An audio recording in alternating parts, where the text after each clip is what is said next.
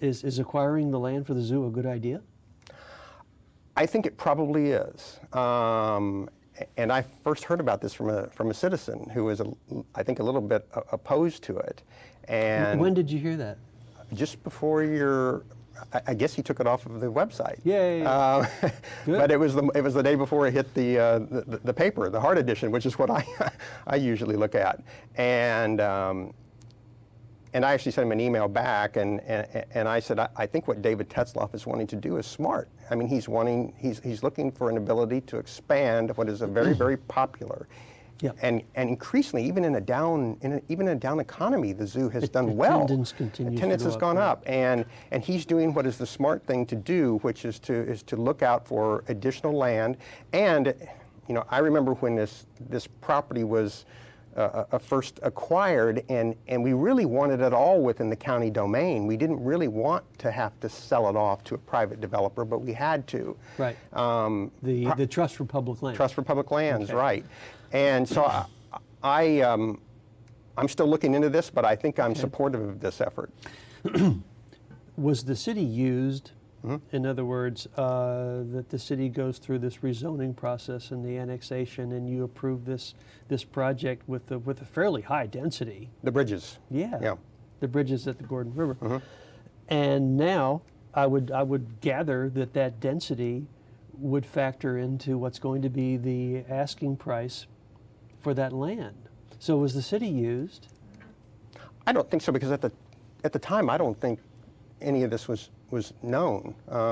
Certainly not by city council, although I was not on council at that time. I did support the annexation. And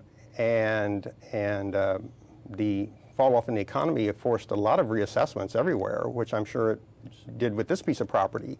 So I don't think there was any contrived means of getting up the value. No. Okay. Before we go to a break, should the city think about adding some red light cameras?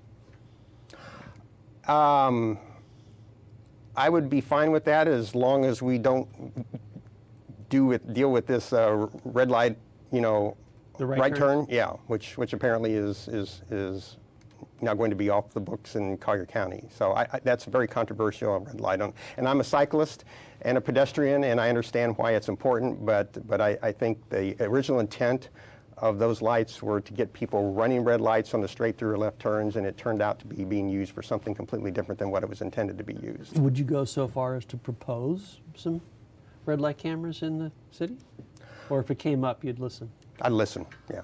I don't know that I'd propose it, but I would certainly listen. Okay. One more thing before we go to a break. Marco Island, as you probably know, is going through a house cleaning at City Hall these days. Is anything like that, based on what you've seen in Naples, anything like that in order in Naples? Not that I'm aware of, no. I think very happy with the staff that we have now. So what you've seen, your experience, and you knew a lot coming into City Hall, but you've learned a lot since you've been there. Pretty tight ship.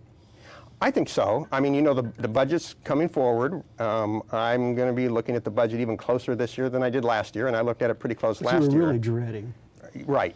But we'll look at things, and we'll look at things for efficiencies, and we're facing another shortfall, not probably as critical as the year before. It all depends on property values and what happens with property values, how far we have to take a look at cuts.